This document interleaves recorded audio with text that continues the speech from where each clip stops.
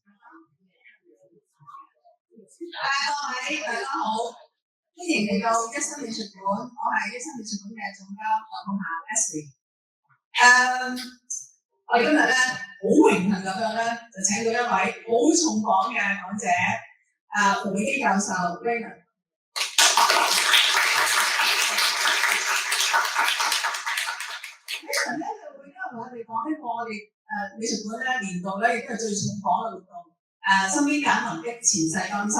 其實呢個題目咧係阿 Raymond 作嘅，咁大家一睇個題目都即係見到就係應該好多好精彩嘅古仔喺裏面嘅。咁講下介紹 Raymond 先。咁其實咧我認識阿 Raymond 咧應該係上世紀嘅事嚟㗎啦。50年前到啦。咁嗰陣時咧，我同 Raymond 都喺政府度工作嘅。Raymond 係一個建築師，我係一個美術嘅館長。咁我好多合作嘅機會嘅，唔單止係建築項目㗎嚇，亦都好多藝術嘅，因為大家都知啦，阿 Raymond 咧好多才多藝嘅。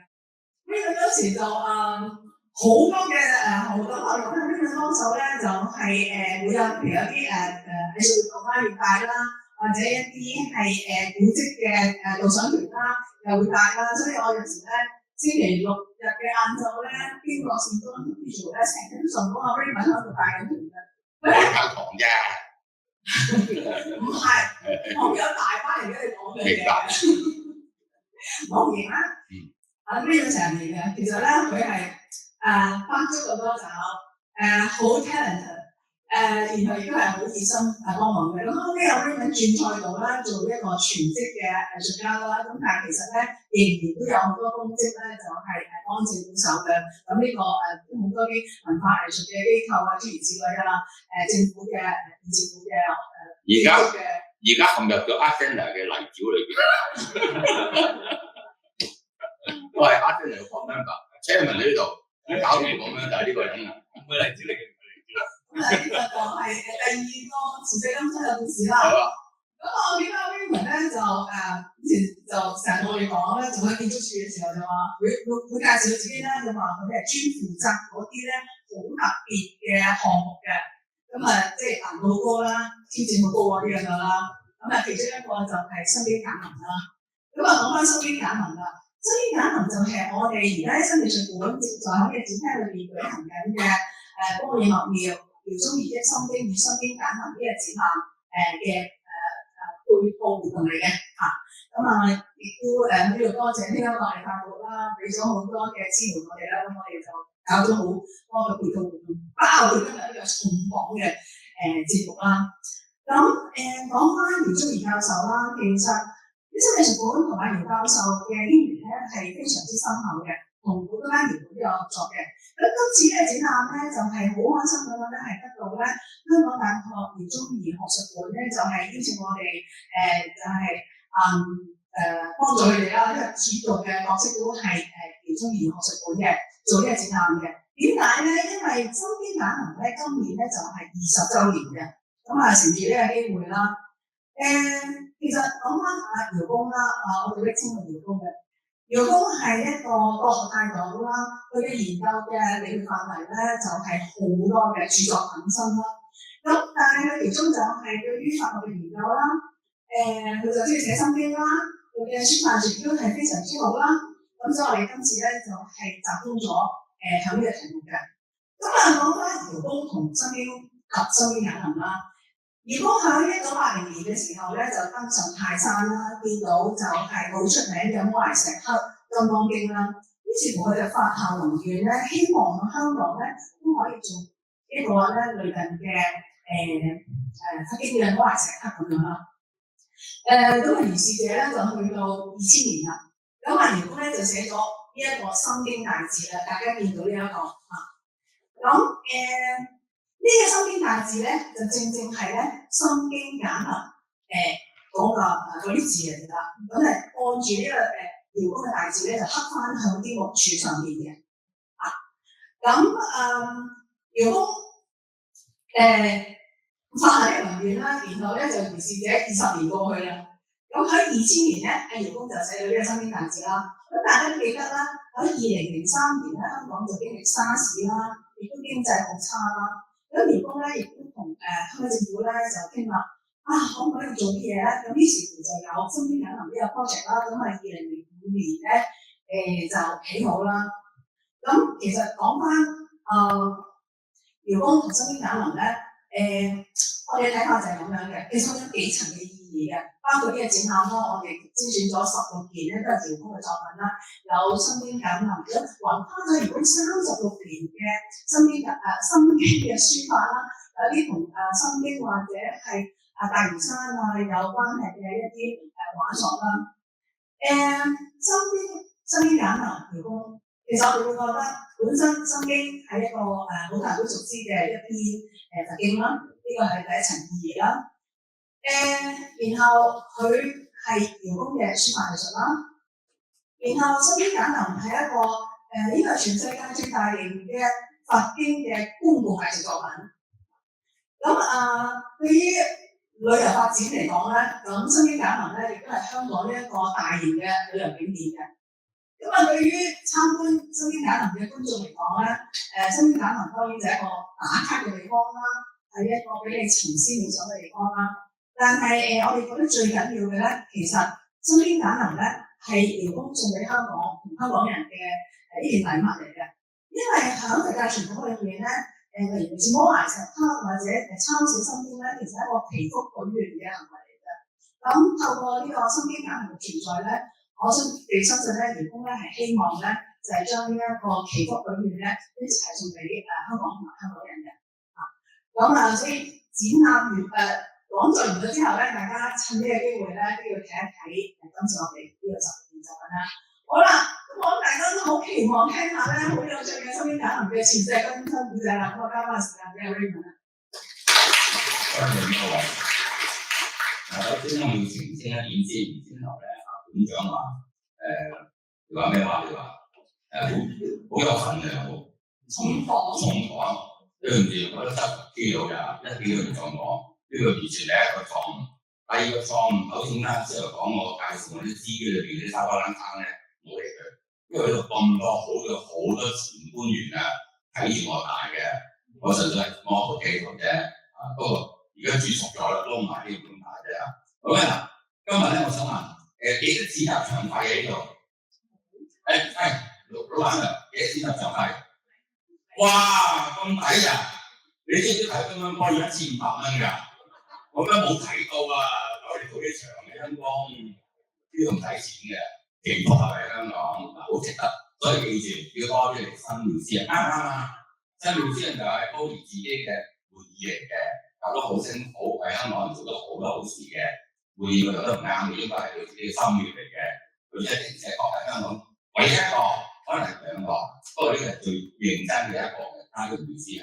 能夠俾香港咁好多嘅場所咧，係分享到我哋好多嘅文化藝術。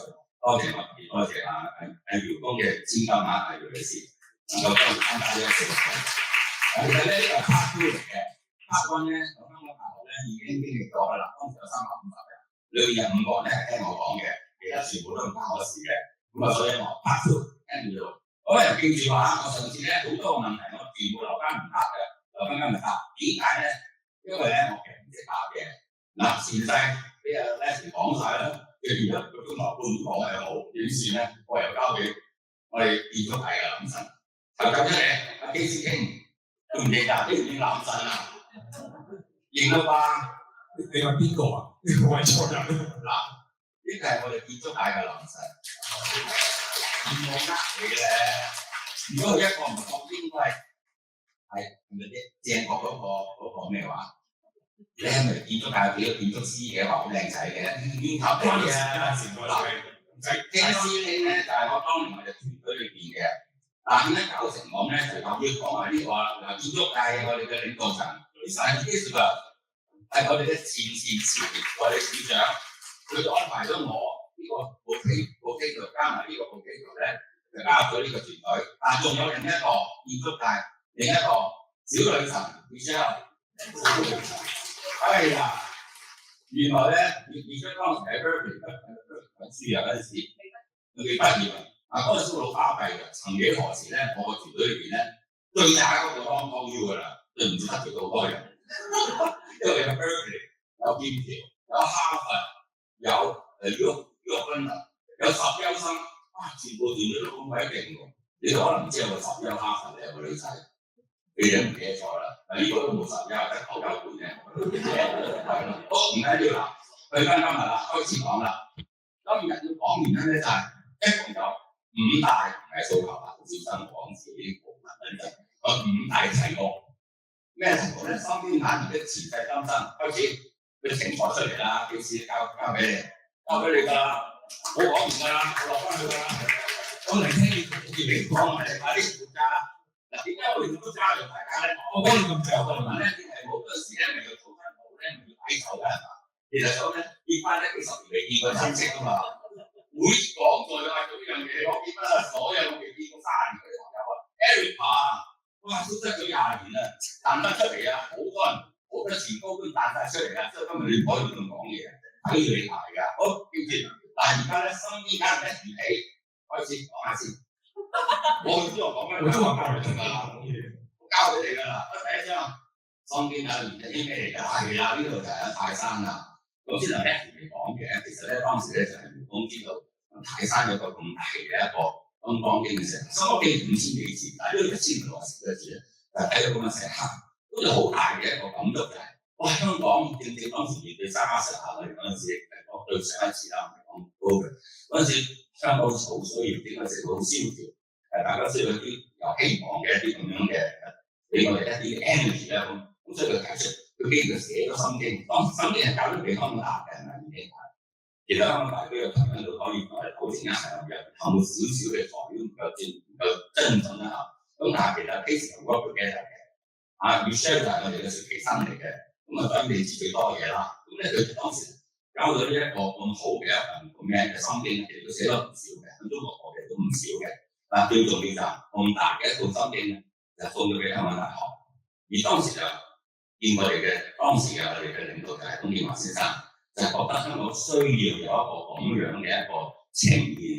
點呈現咧？咁當然啦，如果你純粹參觀呢個泰山咁嘅好大嘅石窟啦，香港同樣都要揾啊嘛。咁當時點嚟咧？就即刻放咗一個叫做CBD Committee。喂 ，Eric 你係咪嗰個督導委員會啊？你有冇督我哋嗰陣時？我係嗰陣時負責度下要揾啲咩人入呢個司。你需要揾我哋兩個，你真係哇！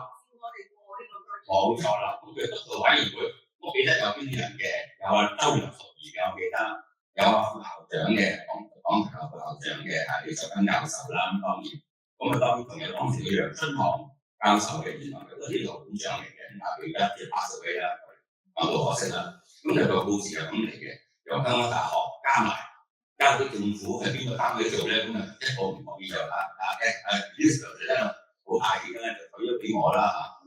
其實咧我當時講有少少唔覺得係咁大一個使命，直到我係20年之後幾個禮拜之前喺香港大學，咁當時個場合裏邊哇，全部都好嚴肅嘅對待呢件事，哇好感動，我當時覺得好好玩啊呢個項目係咪？但係玩得下唔好成啊！你就唔似嗰度，真係冇咗條半條嘅做呢個啫。呢個項目玩得下嘅，開有時好開心，一路打啲先啦。咁都發覺原來經濟會學嘅，一陣先講。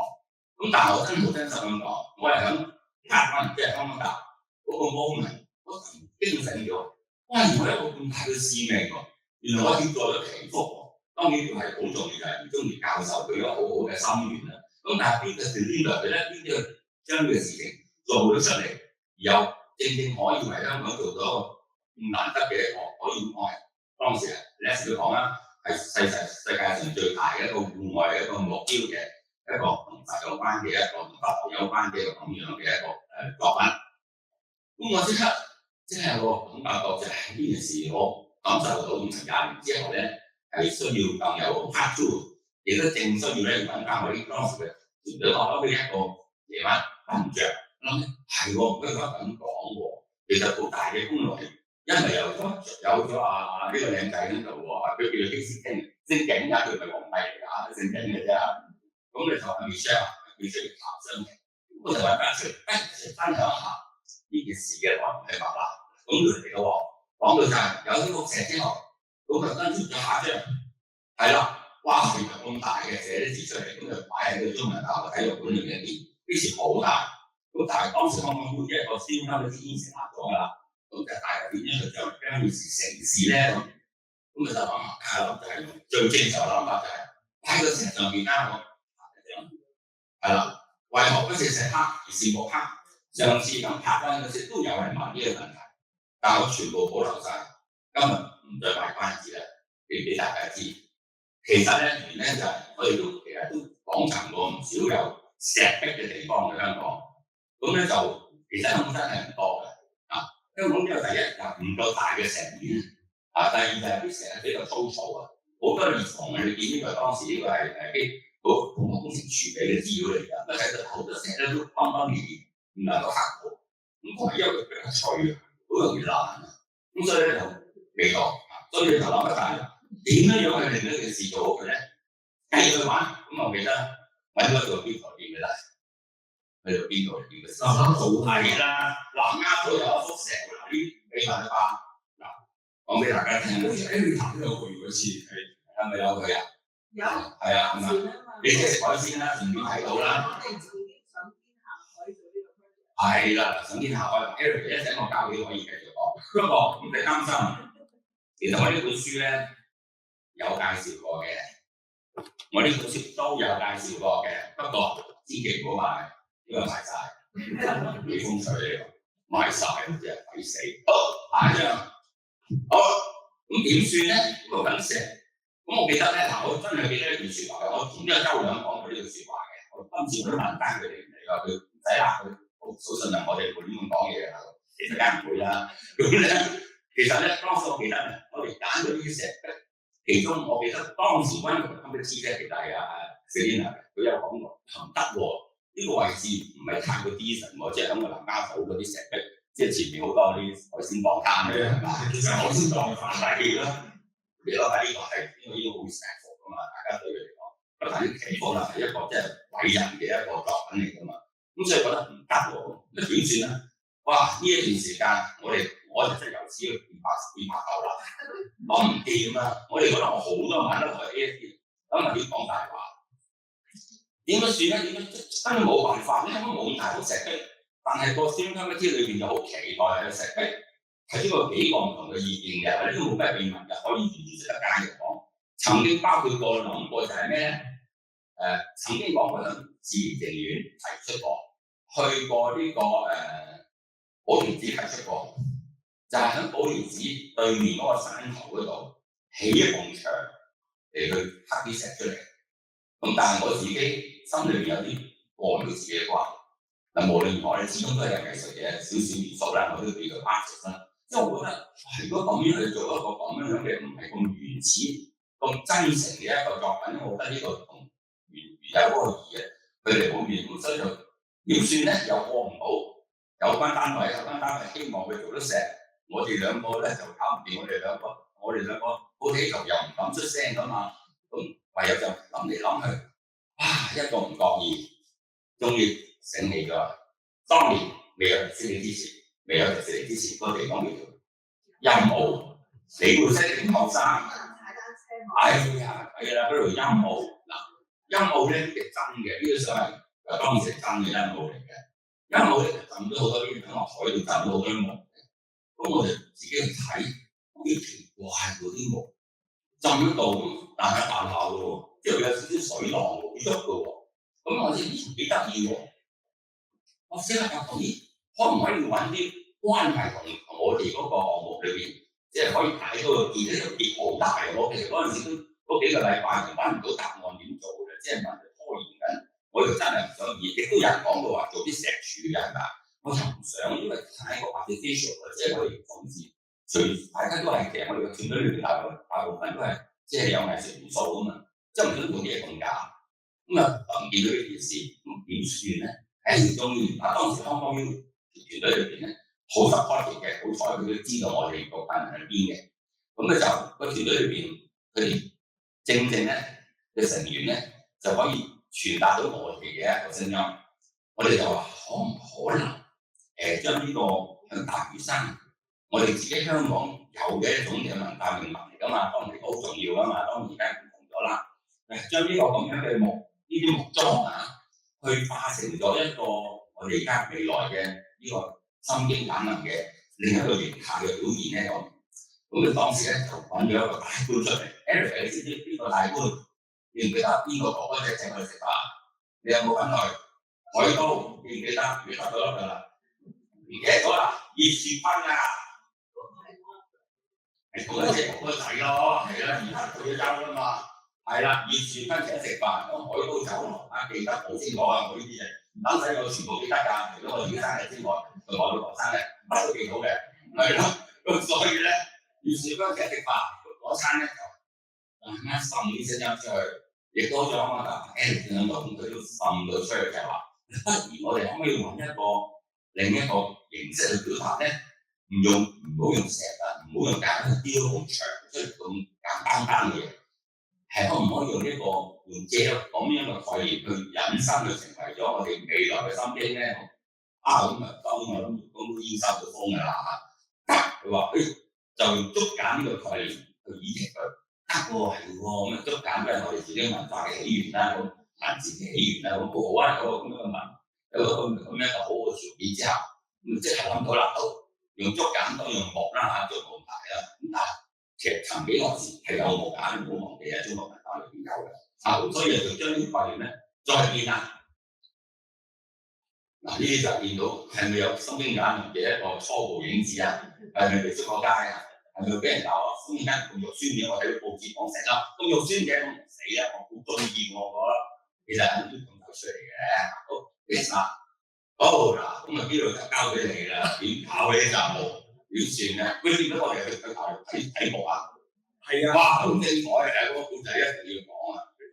喂，都要講啊！咁我哋又你知啊，咁大個幕喎。咁我哋就點樣揾咧？其實咧，成個亞洲嚟講咧，就已經保護晒呢啲咁樣嘅所謂客觀㗎啦，唔容易出到口嘅。咁我哋去內地去睇，其實我哋當時透過堂聽下介紹我哋點樣去睇㗎嘛，我哋唔知㗎。我去睇嗰啲牧場咁大個，好多好千年歷史嘅見到嚟。係啊，呢個係千年大木都有嘅，但係原來幾日講幾出口嘅。記唔記得嗰陣講啲咩嘢？見佢黑我哋一條啊？你記唔到咧？我俾你記得嘅。喂，哥哥仔，要唔要啊？呢幾件，你下個禮拜二送去俾你白沙灣。我唔係馬嘅喎，咁大狗，潛水艇都咁大隻喎。佢話唔得嘅喎，咁送去白沙灣，叫佢喺海上攞，佢以為係走私啊！唉，大佬，佢唔知我哋係公務員嚟嘅，我睇啲好深薄嘅小哥上嚟咁啊，點解做呢個壞事咧？咁啊，後尾搞得唔係佢覺得好開心啊！傻佬嚟到呢件愛嗰件愛點啦，食到你哋讚佢哋傻啦，不過好鬼熱心，好熱心，教佢哋去，唔知將絲灣定白沙灣幾多攞㗎啦，嗰度你星期二去攞啦，我哋送咗過去。係啊，都係用深夜時刻去攞嘅要。係啊，深夜時刻去攞啊！咁你所以408原來真係話香港啲茶餐廳做啲幾成功，反正即係世有咁知名嘅，我哋嗰個交易中心冇得明啦，成功啦，原來咁容易交易到啦。講大之慘，700米長嘅喎，真係成日前景咁大嘅喎。咁我哋而家佢表到真嘅啫，冇興趣嘅，定係兩個搞得大，佢真係好有心，係睇表喺嗰度。我好大嘅牧場，全部都好啲樹咁大棵㗎，係好大㗎。咁所以唔成事呢個點算得交咗俾你啦，後尾。哇！呢個後期咧，呢件事因為成個項目後期好多後續嘅都俾我哋都問過呢個問題嘅，係呢個。亦都好彩，我哋嗰時冇喺深水灣攞貨嘅。如果我哋後期嗰段，我哋真係周身蟻。咁其實喺個過程當中，其實都好忙嘅，但係都忙之餘都可以完嘅。咁就問咗香港廠商會，就叫佢當佢哋5間嘅supplier。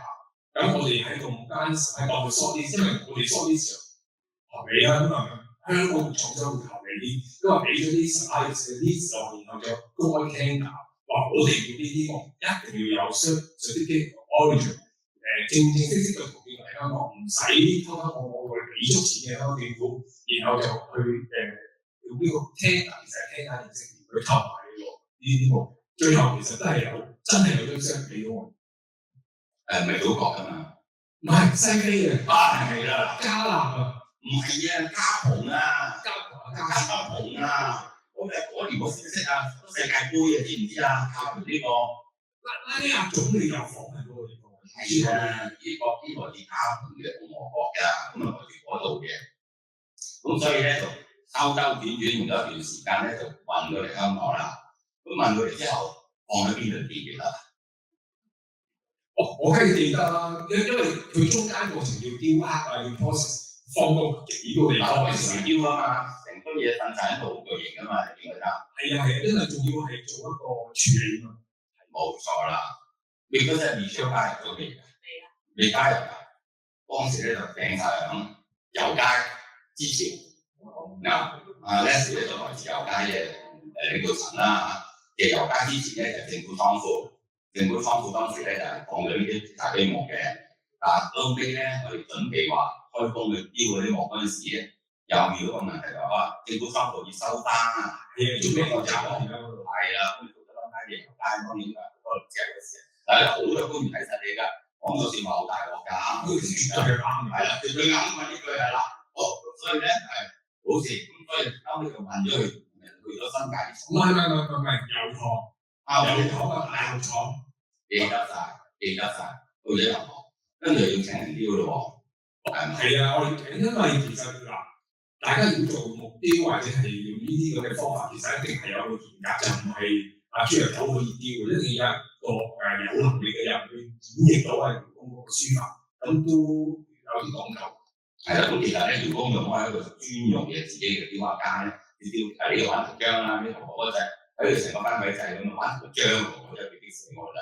我唔相信啊，玩圖章嘅，佢係揾唐積成嘅雕，唐積成我就翻嚟啦，咁但係唐積成佢就有團隊嘅，咁所以就喺唐積成嘅團隊裏邊咧去做，因為員工自己有心水噶嘛，即係我哋爸爸亦都係啦。因為自己雕咧有邊個心水同佢雕啊嘛，咁啊唐積成同佢雕嘅，咁所以咧變到呢啲就係要片開佢啦，片好大㗎，咁就片開佢，咁就開始就標誌啦。咁啊睇到嗱，你睇下嗰個成個規模幾大咧，同個人嘅關係咧，呢啲好似係有邊個係咪？鄧生嗰隻鄧生。OK， 咁我哋下一張，你見到就係咁樣嘅，當然都要用工具啦，唔會話。唔係用雕刻刀啦，呢個真係好巨型啲字，咁啊雕片80個呢個心經嘅，咁啊喺呢個規模入啦，咁跟住呢個係部分嘅一個2004年啦 ，June 18號 ，OK， 咁經過11年前啦，好見到咯就係咁樣嘅，先用咗員工嘅字咁就做當然好大張去做咗個級別啦，級別之後跟住就拍翻落去嗰間木度，跟住就慢慢做到至多啦，所以個規模係大嘅。尤其是香港雞毛嚟講咧，即係前代未有嘅，因為大家未試過一個龐大嘅一個咁嘅項目。咁先諗嘅雕木先啊，跟住再睇咯喎。係啦，嗱呢件雕之後咧，入咗擺咗去香港大學。其實呢張相有個時間性嘅次好長，呢張相做先嘅，冇錯，呢個做咗先，冇錯，做嗰個雕嘅之後就擺咗去香港大學崇平山博物館門口嗰個門左右兩邊。先睇咗兩件，跟住我哋就繼續做落去見㗎啦，又係記得翻呢件事啦。好，咁先做啦。但係講嚟嘅多嘢呢度咁所以咧，咁就跟住就係隨天堂樓啦。咁跟住咧就下一張，為何選啲大嶼山？哇！呢個又有啲深奧啲啦，因為我哋就經歷咗揾場地啦，咁揾唔到之後，咁就跟住就。個團隊當然係同永賢教授，記得有邊賢教授，有詹志勇教授，有呢個哥哥仔我 Erica、周梁淑儀同埋李卓芬教授，係啦，我大致上係呢班人啦。咁大家都係德高望重嘅除咗我之外同埋你，咁所以咧一齊去揀咗呢個地方。咁但係我記得咧當時因為咧有一次去到寶蓮寺附近，佢決定話係喺寶蓮寺附近做一個石場咧，咁就暫時咧就將嗰個空間咧就轉移咗去揾咗大嶼山，亦都因為之前我哋提出咗呢一個嗰啲木樁啊，浸喺水啊，所以點解大嶼山就成為咗一個比較接近理想嘅地方。咁但係個經歷咧就係由阿姚宗儀教授親自去選咗字嘅，咁嘅選字就係因此係大嶼山嘅。呢個回應翻我哋上次未講嘅好多呢樣嘅所謂 missing parts 嘅。好，點去咧呢度？呢個就係新興晚林啦。主席俾你去過，你幾時點去啦？由嗰度食完寶蓮寺嗰個 lunch 之後，跟住就去睇大佛，跟住就行到大概10分鐘到。OK， 當時嗰度起嘅最大份，你見到當時起緊嗰個網評，起緊網評市集係揾啲路仔。網評市集係個吊車，係咩？係啊，好多工程都進行緊，咁所以其實幾好嘅。就係即係用旅遊事務嘅角度啦，因為 Tourism Commission 喺度啦，前任嘅 Eric 喺度啦，現任嘅未嚟啊，Angelina 未嚟，唔緊要有嘅錯，有嘅。咁 anyway 咧，就係其實引申到就係想要構成咗一個多啲元素嘅一個即係文化對焦。咁所以咧，我喺度諗咗個好多位置，但係在深入啲嚟講嘅，點樣去製造咧，都係一個好大嘅挑戰。好，下一張嗱，呢個你睇到啦，呢個就係用 Google Map 啦，睇翻個天涯大嘅關係啦，寶蓮寺本身啦，個青年旅社啦，同埋星星簡行啦，OK。雖然話係啲小徑嚟嘅，係非常困難嘅，運輸各方面咧非常難嘅。好，再下一張，係啦嗱，呢個就係當時我哋有嘅 proposal 啦。咁所見到就係做到出嚟就係結果就係希望有個咁樣嘅樣天效果。咁當然係個反應到 proposal，但係之前我哋未有嘅咁就係今次就見到嘅狀態啦。再下張好嚟啦，施工上困難啦，施工成產非常困難，咁啊梗係交俾地產方面就係我哋啲同事一齊去做啦。施工上點難辦啊？記唔記得啊？哇！即係20年之後先有機會嗰種苦水嘅。係啊，有呢20年㗎啦，所以我而家今次行嘅啦，因為我好難嚟講啊，我忍呢20年啦，呢個故事幾乎我哋講佢兩個幾分鐘嘅，係真係冇咗半條人命，真係冇咗半條人命啊！咁啊點解咧？阿姚公揀啲地方係真係好有智慧，因為呢啲地方真係地靈人傑嘅，就係因為咁地靈人傑咧，佢隔離咧就有一啲好稀有嘅物種，佢就叫做羅文氏樹蛙，即係有冇聽過啦？羅文氏樹蛙係香港獨有全世界最細，好似蚊枝或者烏蠅咁大嘅青蛙仔咁樣。咁因為呢個咁珍貴嘅地方，所以咧佢就喺我哋揀呢一個地方嘅旁邊嘅啫。咁理論上，如果佢哋有喺發展項目裏面有張圖嘅畫咗喺度咧，寫住叫 conservation area， 理論上嘅附近咧，好難有發展項目。咁我哋啱啱設計喺側邊嘅啫。咁當然要傾啦。咁個難度，呢個係一個因為咁嘅原因令到後面一連串嘅難度嚟嘅，就係因為龍紋氏樹蛙要保育啊，唔可以令到佢哋一來係即係唔可以生喺度食一啲啦。最重要一樣嘢就係佢哋個叫做繁殖期咧係唔可以 disturb 嘅。咁啊每年咧都唔知點解個繁殖期咁長嘅，半年。咁有半年嘅繁殖期喺春天就我哋唔可以有任何嘅工作。咁即係調翻轉講，我哋只可以有半年時間內由掘第一啖土到完工。一定要半年之內完成，係咯。如果嗰半年完到咧，要下個半年又繼續落去啦。哇！呢個真係辛苦啦。即係話喺呢個地方半年裏邊將咁重嘅幾噸重嘅煤角，我哋曾經揾過飛行服務處問可唔可以將呢啲木吊過嚟咧，咁樣真係佢度嗰啲，咁加埋風嘅重量啊，同埋一啲 margin of safety 咧拒絕咗佢哋唔得。呢個係唔可以用直升機吊過去。咁頭先其他幾噸重嘅，因為幾噸重係3-4噸嘅。但係當時嚟講，我記得我哋嗰陣時，我哋坐嗰啲線路，全部直升機嗰陣係比較爆嘅，都吊唔起。因為你頭先跳過咗一個好重要咯，我哋木係唔係普通木嚟㗎？係要咩木先？咩木嚟啊？花嚟㗎，其實花嚟。真係，我哋要揾一啲即係要 hardwood 先至得嘅。你知唔知今日點解我哋咁熱心嚟呢度？我波都唔睇啊！就係想平反一件事，就係咩咧？好多市民對佢哋好大個誤解，話我哋唔識揀木啊，我哋揀埋啲 softwood 啊，所以今日搞成咁啊，hardwood嚟㗎，花嚟㗎啦，已經係好重嘅，所以即係呢啲嚟到阿馮生嘅靚啊花嚟去啦咁樣，咁啊即係交喺我度，即係頭都行埋點搞啊？直升機又飛唔到去。頭先講阿馮生咪話我哋要由往期市集行一個清幽小徑係入嚟嘅，一行咗上嚟，行就舒服啫。咁點樣將個木調過嚟呢度咧？呢個真係嗰陣時都交爆個頭嘅。搶咗呢間房喎啲木，你冇買。咁咧就所以有頭先睇張咁嘅相喺度，阿 Eric 開會都應該見過咧，就係一定要講到似層層嘅。點解可以令到啲木可以起到咧？我就揾咗一啲好古代已經存在嘅呢個方法，用嗰啲叫大嘅三角架，咁我記得緊個 steering committee 就我負責係講呢一 part 嘅，我要解釋俾佢聽啦，你要掘個地下做一個 soft foundation， 跟住咧用大吊上去啦，咁吊架咧再拆咗佢，咁跟住就係好似我一張圖所上角咁樣，好似埃及嘅金字塔咁嘅圖上去啦，咁樣即係2000年前嘅方法。咁呢個喺我先嗰陣時就，因為唔知係咪嗰陣時即係講到似層層咧就，但係到真係起嗰陣時咧。咁但係第二個難處係都係唔識嘅，即係唔知佢阿馮真係接咗啦，我負責做嘅啫，咁冇得做唔到㗎。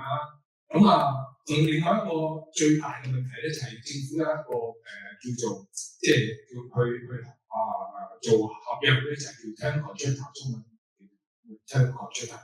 咁有個 ceiling 嘅呢個咁嘅 scale 400萬嘅啫。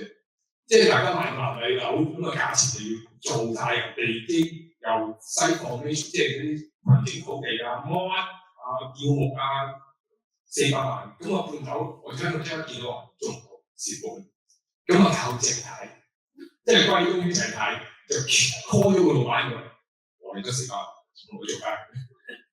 不過鄭太個稅務嘅非常之即係借此澄清咧，因為報紙裏邊有講係用咗幾千萬㗎，我睇到報紙好多啲不實嘅批評㗎。第一就話我用咗好多錢，其實唔係嘅，係香港真係變做出嚟。香港出下6個月納米樓嘅價錢做咗佢，冇吉時都答佢哋先。冇 DLT 㗎，呢個冇㗎，一定要嗰段時間。咁又起唔到，見唔到上去，點運呢個？又可以將佢沖冧過可以。斬斷一半，還佢再冚翻你兩個台係咪啊？咁咧就分房喎，係啦。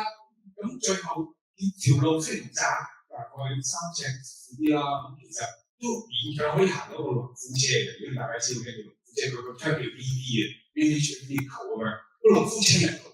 咁見到呢個農夫車就有計啦，就而家就同個判頭已經就將個我哋叫 mobile crane 啊，即係行動吊。雞佢屬於就將佢拆散，啲鏈帶機就拆散，就放咗喺農夫車度，逐件咁樣運到去嗰個斜坡嗰度，然後跟住又冚翻佢，然後先至做到就唔使用翻2000年前或者5000年前喺呢個方法，用真係用翻現代嘅方法，即係拆散咗冚翻個吊雞，然後再喺嗰度真係可以半年時間去再喺嗰度就做到呢一個嘅項目。我上嗰陣時都話好難嘅障礙喎，有邊個難？呢個話到周圍都係喎，都係啊，都要俾人哋發展。呢個因為頭先講啦，因為係保護區隔離啦，咁牽涉到又要做一個叫做唔知大家可能你啲行業都好熟悉，要做一個叫環保認證，environmental permits，咁就要真係要揾個 consultant去入個 proposal 俾環保署批，咁但係我哋你知得幾百萬做唔到咧，我自己咁樣做嘅。我收緊冇錢請，唯一請咗個收緊 ecology， 我哋真係唔識 ecology， 咁成個environmental solution咧，我自己做嘅，就將嗰啲嘢砌埋都去。不過當然啦，靠 Eric 我哋先同啲嘢上高令到影響到我哋做起上嚟咧係舒服啲嘢。咁咧就教咗我哋點做嘅，就教埋一步一步咁樣做，咁先至令到因為咁嘅緣故咧，因為大家知道，即係我牽咗一樣嘢就係呢個有個環保擴張。喺呢餐喺工程個期間咧，有一個團體叫做靚抄，係啊，靚抄點乜嘢？即係靚抄啲嘢話，我哋係有深度㗎，我哋係啦，做過靚抄嘅工作嘅嗰啲工程主任好熟嘅，因為佢不停投訴嘅。咁頭先阿胡生所講，一開地盤咧就即刻投訴㗎啦。哇！你點解個草地或者個conservation area 做咁大？咁當然啦，因為我哋都將做係正係郊野公園嚟嘅周邊，係啊，所以佢以為係搞彎到，係佢以為搞彎到，係我哋啱啱一條線嘅隔離 conservation area 嗰條線嘅隔離咧，先係我哋嘅西。咁我哋做乜嘅？亦都入咗環保署，好彩我哋真係正正式式入到嘅環保嘅咩攞證跟住去做，不過都差啲出事。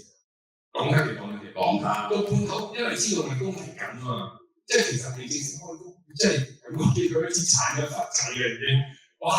我冷到佢個陳偉早咗，我即刻鬧佢，平靜翻，再等翻正手嘅時間。咁所以你即即係可想而知，當日除咗話宮崎人馬，再加上嗰個保育意識嗰個，即係都好強烈㗎啦。強烈。所以喺嗰個過程當中，所以點解我話我真係冇咗嗰個嘅？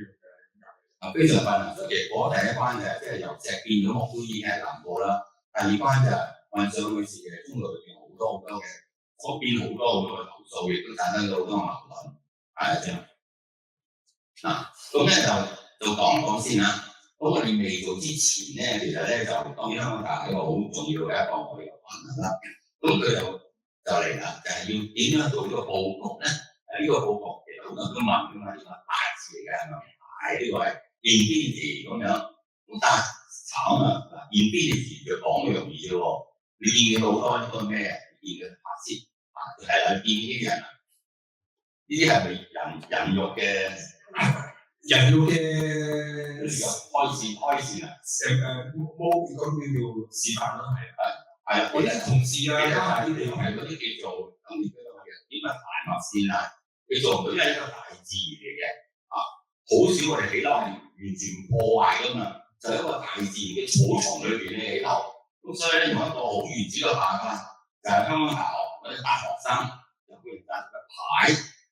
係啦，嗰個牌咧就去跟住嗰個成個infinity呢個咁樣嘅 idea 走出嚟啊！咁所以咧就因為唔能夠，因為行咗畫線啊，佢全部都係大自然嚟嘅，有時有雲津有石啊，有草啊，有植物啊，有樹啊咁啊，唯有就咁樣用人去畫，係要睇得好準確。係啊，洪生更加你要解釋點解要用一個 infinity，不過我講，因為你呢咁嘅要求咧，即係我要求，香港sorry， 係有個咩？即係其實係啲人真係好正嘅，因為我重新去解釋點解，因為嗰個意義重大，但係嗰個實行上嚟咧，真係有啲困難嘅。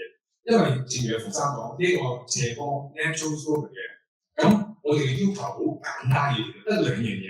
喺平面咧要一個無限個標誌，喺立面即係側面望落去咧，每支應該要大一張，每支樹每支嘅唔知道有冇留意到啊？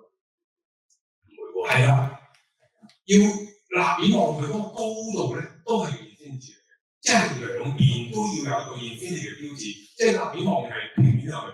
咁如果你喺平地，咁我都好容易啫，我咪個高度切到啱啱好咯。但係問題就每個位都唔同嘅，所以就衍生到我哋要揾個人落去，真係動一動嗰個模板。頭先你試嗰張相咧，睇先平面係咪立面，跟住要喺我其實有好多圖嗰陣時。係去示範睇點樣喺呢個立面裏面砌呢啲咁嘅樹木本身佢唔同高度嘅，咁都可以做到呢個效果，唔會冇咗嗰個即係睇唔到呢個八字咧。可能大家唔係做工程咧，就以為好簡單嘅，你起樓冇呢個難，因為起樓比較平面，係有叫 setting out，其實就根本就係你可以知道晒每一個位 mark 到晒，你可以彈到晒個位，咁啊定到晒個每一個好準確嘅一點。呢度難度不得了，佢一個大自然嘅山，大家唔俾破壞佢，唔俾鏟，唔俾刮，咁佢做一個咁大自然，佢完整去做呢個 setting out 咧，都要用先係個原始嘅揾人肉去做呢個 setting out 啦。咁佢跟住後邊上咧，咁咧就係啦，好啊，咁咧所以咧就開始慢慢就構成咗呢個形，嗱呢個就擺出嚟啦。嗰啲人佢排出嚟之後，呢係2004年啦。咁排出嚟咧就呈現咗咁樣一個 infinity 解清楚啦，先係嘛？呢個香港大學團隊即係其實都係盧尊堂館長當時佢哋提出呢個咁樣概念嘅，唔係個八字，infinity 係根本不識嘅，就配合翻我哋呢個成個心經嘅一個最重要嘅一個元素啦。咁所以就咁樣產生咗嘅，跟住下一張係啦。呢度咧，其實我哋先頭所講嘅講得好少少嘅。其實我哋咧運輸嗰陣時咧，仲要穿越咗一個叫做茶園嘅，茶園屬於邊個？你知唔知啊？貝納期，冇錯啦，貝納期嘅。當時呢個係屬於貝納期嘅地方嚟嘅，咁所以我哋要穿越啲人哋嘅地方，咁進入咗一個咁樣嘅狀態，即係睇到個中途產生咗好多無數嘅矛盾啦。咁當然係法律上面嘅矛盾啦，呢啲我哋已經太過啦，但係咧受苦有好多，因為的而且確係傷害咗人哋嘅茶園嘅，因為我哋要穿過去嘛，而睇到係好大嘅希望啊！之節目係好長噶嘛，咁所以變咗我哋要補翻呢個少少嘅資料分享嘅。好啦，咁啊呢個風水陣之謎咧就輕輕帶過得啦。其實咧睇翻呢度就係嗰個驗兵嘅時刻。坊間有唔少嘅問號嘅，當然你信唔信都唔緊要，我就唔會信嘅。就係話呢個係一個風水陣，我哋覺得唔係嘅，我哋純粹係真係呢個純粹由呢個驗兵嘅年帶出咗呢個生生不息嗰種永遠循環嘅一種嘅大自然嘅一個完善數。咁希望咧就俾呢個做成一個我哋覺得可以大家去欣賞嘅一件物品。咁所以佢就克服咗好多坊間不實嘅傳說。我覺得呢嘢今日我覺得真係應該要澄清下啦。我大家都收埋咗20年嘅中亞特別係咁樣講嘅，對香港嘅傷害呢個完全係錯誤嘅，我一定要澄清，絕對冇。呢個係保護我哋香港嘅，大家咁祈福嘅。所以見到呢個咁樣嘅形態，要大家去理解係啦。咁所以咧就出咗呢個咁樣嘅，呢個係一個電腦圖啦。我哋跟住係啦，都係電腦圖，就係構成咗唔同嘅角度，點睇到呢個咁樣嘅一個電視咧？佢仲係有一邊大啲，一邊細啲嘅喎，同埋個聲咧好痛苦嘅喎，係嘛？如果準確，我記得數好深嘅，你先睇得掂。哇！因為係呢個 3D 嘅 setting 嚟嘅，又要高度，又要個長闊高，仲要係嗰個準程度。淨係應該記得呢件事，我哋嗰個準程度要去到跳到 millimeter 嘅準程度係 setting 嘅。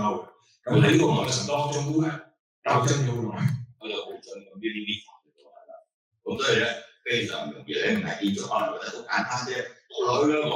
唔係啦，會諗噶嘛，係嘛？咁同埋點樣保護佢啊嘛？跟住嚟啦，係啦，都見到嘅。但係呢個側身都要睇到個八字。係啊，之後變咗好多 angle， 呢個就係香港大學團隊要求嘅，唔係淨係平啲嘅，喺唔同嘅角度都見到呢個八字嘅。咁所以變咗難話咗一個咁好似係幫你嘅狀態啦，一個額嘅面啊。咁但係你又要即係用我哋咁樣好原始嘅法去構成喎，唔係用好複雜嘅工程喎。只可以用好原始嘅工具去砌出嚟，咁都係非常困難嘅。跟住係啦，自然嘅痕跡呢一度咧，正如我想回應翻坊間好多嘅意見，就話：你當我都唔識嘢嘅，點樣落翻嚟？搞到而家轉晒，完全唔識得去保護啲木，仲係今日仲見到人咁講嘅，因為我哋正有人收緊。咁係咩事咧？我哋係咪真係要講咁樣咁冇得學到嘅？錯嘅，大家考慮得好清好楚嘅。當時揀路嗰陣時係特意決定大家完全同埋姚工，大家有個好好嘅一個共識，大家同意就係要保持佢嘅原始性。原始性就係連個木皮都要包開埋。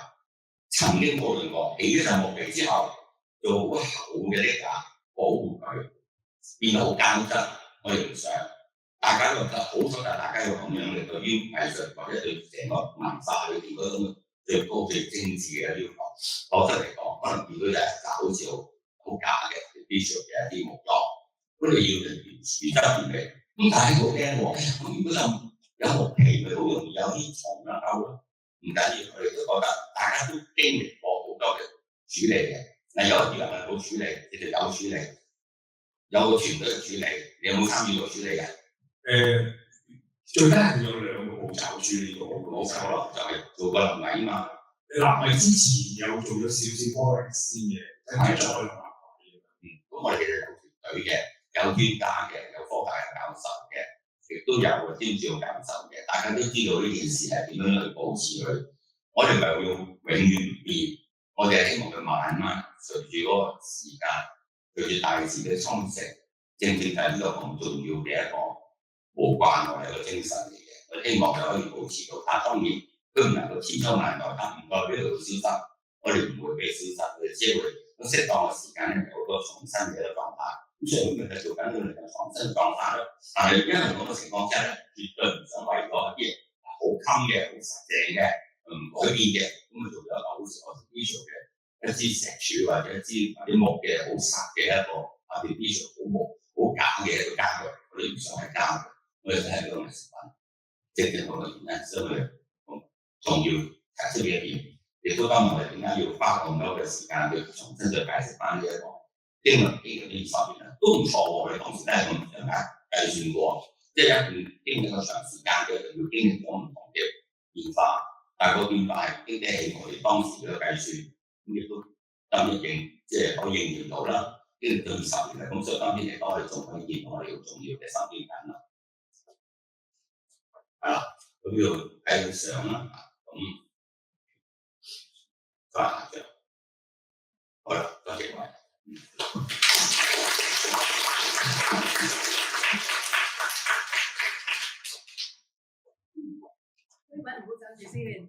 係咪仲有題目啊？咁啊，非常之精彩啦，係咪？咁多謝 Raymond 啦，同埋 KC 啦，再俾多次掌聲你啊！呢個主持人出現咗一段時間，多謝你。咁艱辛嘅團隊真係好值得我哋入咗下次場。好嘅，下一個題目身邊可能的前世今生同埋背後其實係一啲好，即係要好有毅力，亦都要好有決心先至團隊先至可以解決到嘅問題，真係令人好敬佩嘅。咁故事就好精彩啦。仲有少少時間，唔知在座觀眾有冇一啲問題想問翻阿 Raymond 啊、KC 或者甚至係唔係當時有份參與嘅團隊嘅朋友咧？隨便問我哋好開心嘅喎。挑戰對我嚟講更大嘅一種考驗啊！我哋希望你問到我哋想好想答嘅問題。有一位嘅。兩位。聽下問題你問啦。後面有位先生。好。點問先？邊個咪嚟㗎？點啊？有個咪。頭先你話咁樣嗰個保育嗰個木嗰度嗰個時間性啊，咁佢哋其實而家去到而家呢段時間，咁我哋點樣繼續可以保持得到佢嗰個即係個原始性咧？首先咧，你一定要面對到就係因為佢係一個自然嘅物料啦，呢個係我哋即係開創嗰時大家都有共識㗎啦。咁所以佢一定會有一個慢慢嘅變化嘅狀態嘅。咁所以我哋只可以就係話，喺一個應該所面對到嘅狀態之下咧，不斷咁樣去維修。所以其實做咗好多次嘅，即係我哋其實建築署都後來嘅同事都好煩惱嘅為呢個項目，因為不斷咁樣去維修，不斷去除蟲啊，不斷去令到即係唔會有一個危險啦。咁但係問題嚟講，佢而家仲係可以屹立喺嗰個地方入邊嘅。咁但係我又覺得，如果假設將來再過多一段時間，真係太過即係慢慢去受咗風化啊咁樣衰極，咁我哋就會冇咯。我覺得唔係一個壞事嚟㗎。即係其實大家真係對呢件事好決心，我哋千祈唔好為容易嘢做到嘢，成嚿石屎起咗去解決咗。我哋唔係咁，因為深入去解決一個問題，因為呢嘢係好，我哋認為好重要嘅一個，即係一個文化使命嚟㗎。將來真係慢慢方式越嚟越窄，越嚟越崩，越嚟越爛，最後換個例子即係有好長嘅時間。我哋已經20年啦，都仲喺度，咁50年之後咪換咯。我哋唔好為咗一個簡單嘅辦法而去取材一個咁樣唔成功嘅一個例子。我呢個例子係其實顯示俾世界，我哋要做嘅好嘅嘢係一定大家要付出好多嘅精力。呢個係好長時間，但係都唔覺得係咩好大嘅代價嘅。大家嚟講，嗰樣文化藝術擺喺個戶外，就算你嗰啲咁樣嘅草間彌生咧，都整下生得瘦啦，係嘛？咁我哋唔會草間彌生嘅諗咗佢啦，唔會噶嘛，我哋都係會留翻噶嘛。大家都知道，你擺喺個戶外就一定有面對風霜，面對時間嘅侵蝕，亦都面對時間嘅考驗。我哋大家一齊努力。Peter 好似有問題喎。我都你而家再翻新保育緊佢啦。你上手冇查啲架，冇做嗰啲嘅 varnish 嗰啲嘢，嗰啲唔想。咁所以咧，就你而家再保育嘅話，你都唔做 varnish， 都仍然係即係就拋低光佢算不變，冇拋光啊！即係不斷上重嘅。因為嗰條嘢一定爛啊！其實我自己我又想同你講啊，其實你落 varnish 你一定睇呢張數字。佢其實都 varnish 咗㗎。其實佢 varnish 咗，佢唔代表你破壞咗嚿原木嘅美感㗎。因為嗱，我都好中意木㗎，我自己就係古董帆船木帆船，1938年嘅，而家仲喺個水上邊嘅。如果佢唔可能死咗好耐啦，嗰支木櫃幾年我就要拆咗落嚟，都要拆翻嚟出嚟。你要翻嚟水，佢唔代表你破壞咗佢個美感咯。其實你保護咗佢，都係一個即係一個好 practical 嘅辦法，而唔係話 give up 咗一個咩 aesthetic 嘅 value 啊。我覺得，因為尤其是而家你做緊翻身啊嘛。如果你再唔翻嚟水，你真係唔知排咗幾耐，你就脆喎，真係。係啊，我哋即係我哋咁睇咧，我哋都知道嘅。如果佢脆講嘅話，換個新嘅，換個另一次，因為其實唔係冇可能就可以投資嘅。當然佢比較啦，咁但係問題我哋覺得，嗱呢個話我唔代表一定會否定，但係問題即係首先喺目前嘅階段嚟講，大家都接受一個最原始嘅美，咁先至係第一個標準啦。咁但係你嗰個辦法嚟講咧，可以透過一段大家嘅唔同嘅討論，覺得我哋去到 stage 2可能要真係要面對啦。要 manage 咗佢啦，成個嘢搣晒皮，因為搣晒皮先啦，一搣晒皮就好滑嘅，即係個皮係好難搞。係啊，你要搣個皮咧，你就真係冇得搞啦。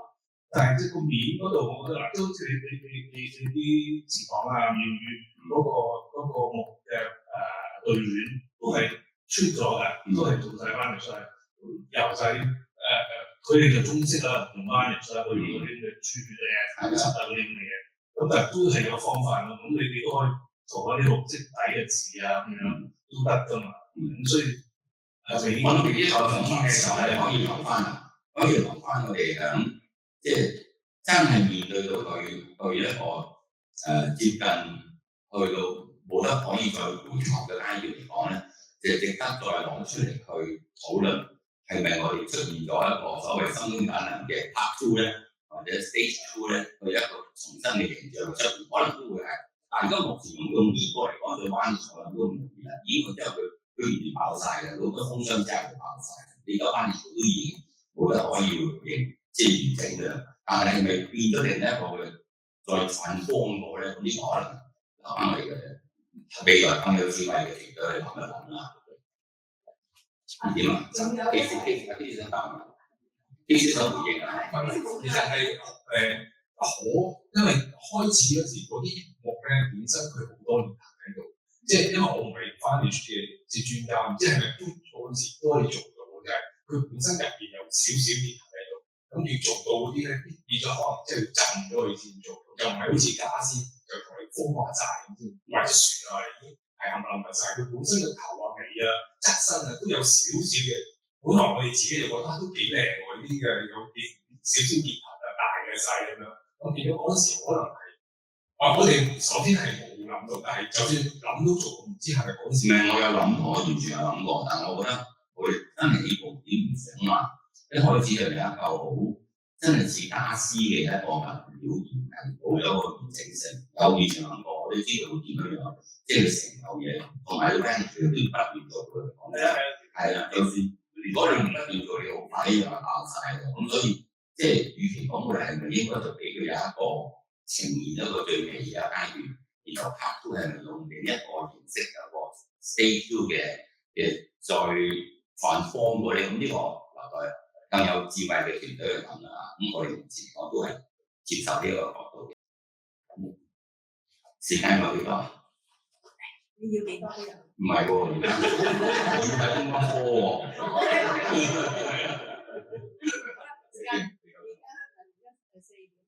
哦，OK，仲有隨便。歡迎。係你好啊，我哋嘅好多問題嘅團友。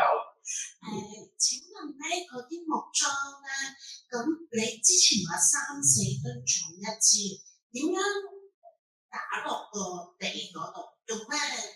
用咩方法？請回覆個 position。請工程人員回覆。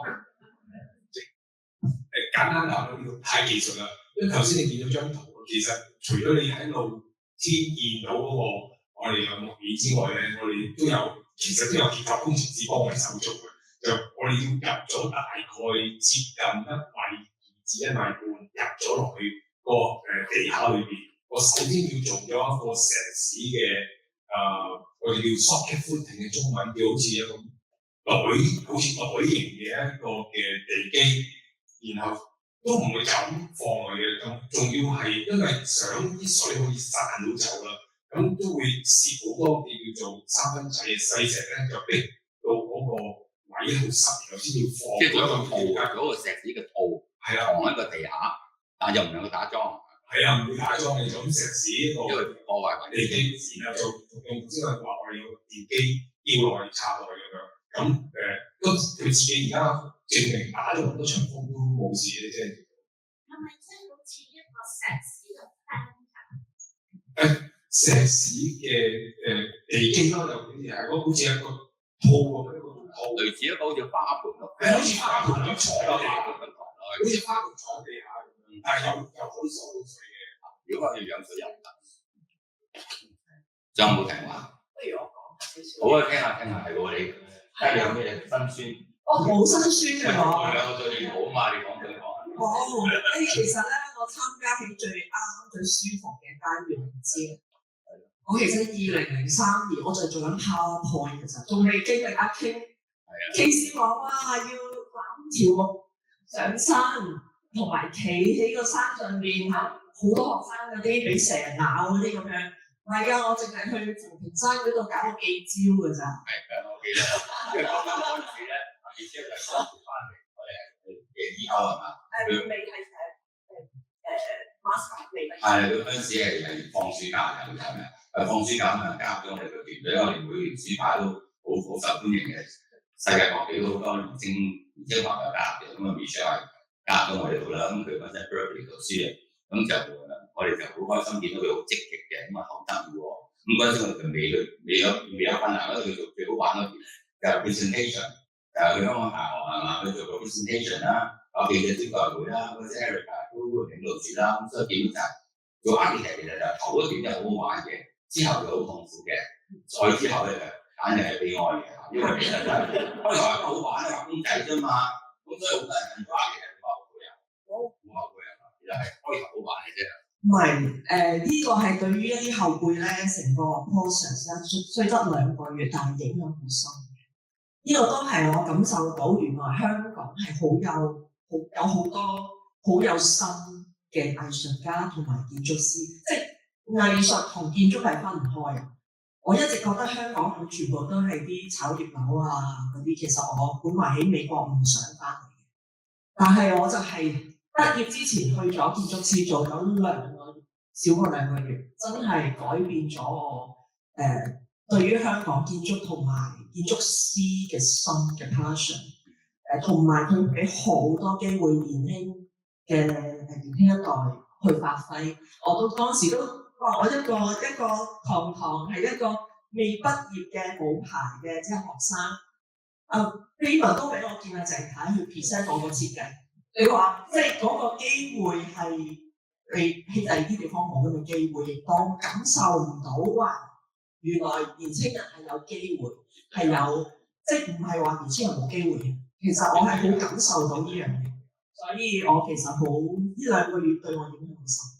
有少少時間係未完咧，我覺得呢個真係心裏想説嘅，絕對唔好話年青人冇機會。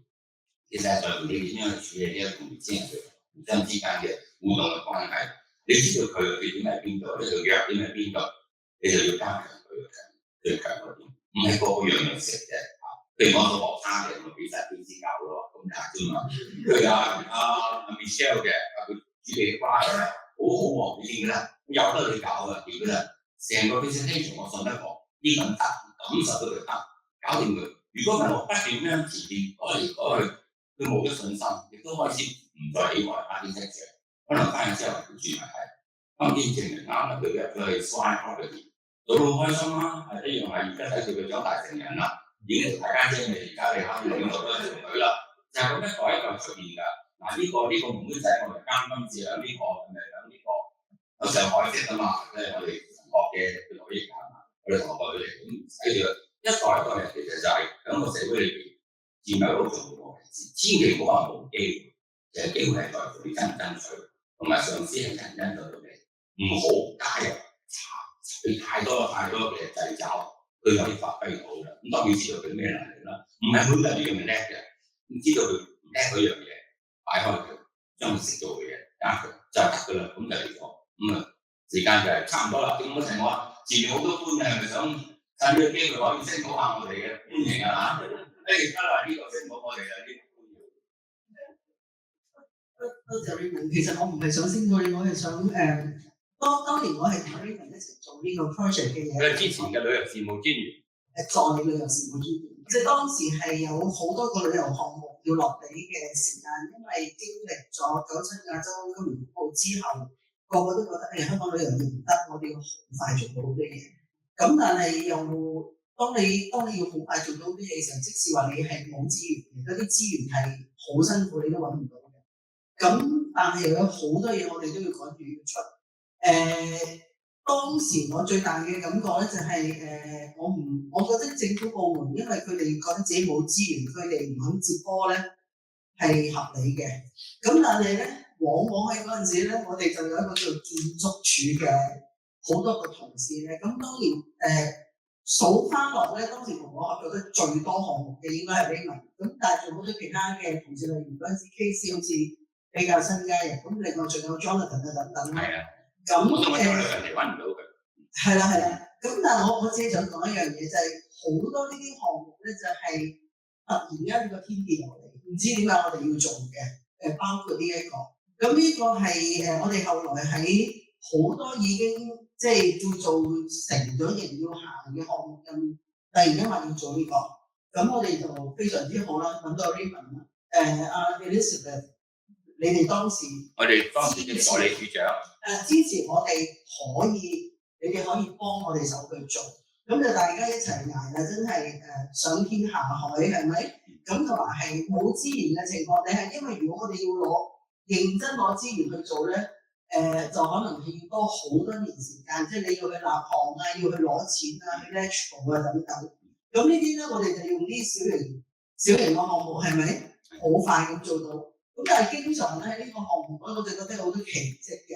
其實我哋覺得好憂慮嘅，即係例如，哇！你講心經，每人哋係覺得係佛教嘢嚟，點解我哋要同佛教去做一啲嘢？咁你嗰啲叫做天主教、基督教、回教，會唔會又嚟同政府講點解你唔同我個宗教做一啲嘢？又或者呢個係一個我哋當時覺得又係奇蹟嚟嘅，到最後揾到呢個位，初初撈晒嘅，其實講平呢個位咧，就其實啱啱係喺。呢個叫 SSSI， 又有 Country Park， 又有唔知 Green Belt， 總之係3嚿嘢，3條線入面整翻嗰個位，所以我哋就唔使做咩 EIA 啊，唔使去做環評啊，各樣好多其他嘢。如果要做嗰啲嘢，可能多幾年都係就出唔到晒嘢。咁最後當然就係阿 Raymond 嗰個天係簡直係神仙嚟嘅，我覺得。即係我哋當時係會經常就會即係突然間嗰日開會，阿 Raymond 就會帶住佢啲同事嚟講，我唔諗到呢樣嘢，就係嗰個 Infinity。呢個我好記得，嗰 Infinity 嗰型，我到而家我都仲記得嗰日開會嗰個狀況。咁咧其實我覺得到最尾咧真係，如果即係唔好講風水，唔好講，因為我又唔係教徒，即係我又連心經我都練唔晒。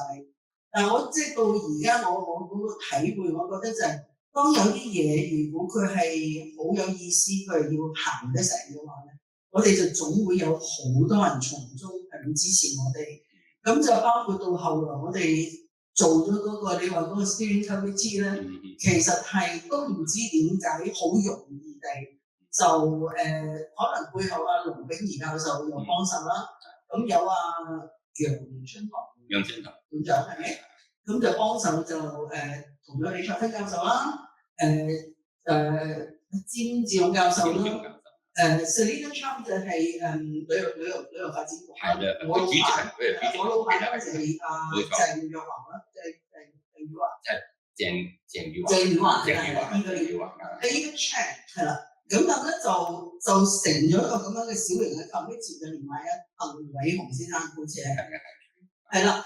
咁呢班人喺度咧，原來就幫我哋將我哋要處理將來可能面對嘅困難，就一一咁幫我哋可以擺平，因為佢哋以佢哋嗰個角色咧，喺佢哋嗰個界別係幫到我哋好多嘢。好似 Raymond 係喺你個界別，其實有好多朋友會支持我哋。咁今日睇翻呢個咧，我就覺得真係實在好感動。咁就係啦，即係我覺得當日大家用嘅時間、精力、心血咧，係一啲都冇白費咯，同埋即係真係好多謝你哋咯。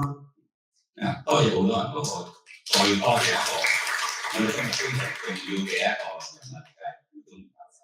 如果當時姚宗儀教授唔接受我哋由石轉去木咧，可能今天仲係討論緊點樣整，真係唔容易。其實每個事情就係正正阿 Michelle 日都體驗到佢喺好短時間喺我哋嘅建築處裏邊嗰2個月，其實見到就係其實好多人都有個誤解，以為我哋都係思維素差，並不。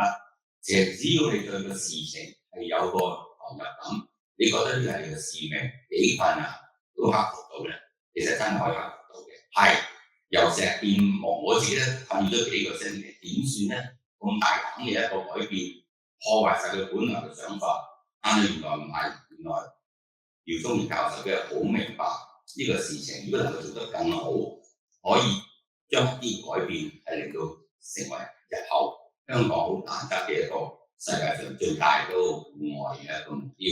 咁呢個方面嚟講，我哋都感到係好光明嘅。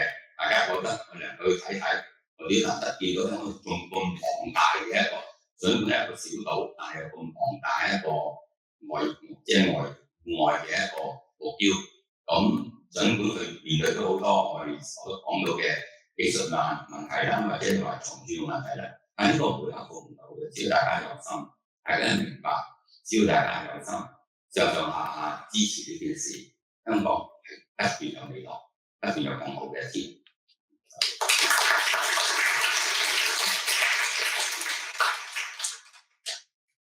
好，臨完結之前咧，我仲要介紹一位好重磅嘅人物。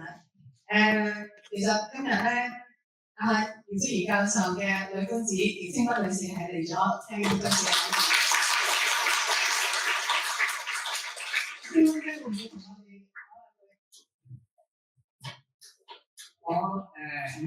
各位下午好，我聽完咧係非常之感動，因為呢件事咧，其實我係最初咧係姚公寫呢一個心經咧係有個一手咧係幫佢手寫，點樣樣咧係俾人知道咧佢有呢個心經，佢想點做，佢希望點做。當時香港社會嘅情況，而最後咧得到咁多政府部門咧能夠咧做呢件事，姚公係非常非常之感動。咁我只係講一句咧，衷心嘅感謝。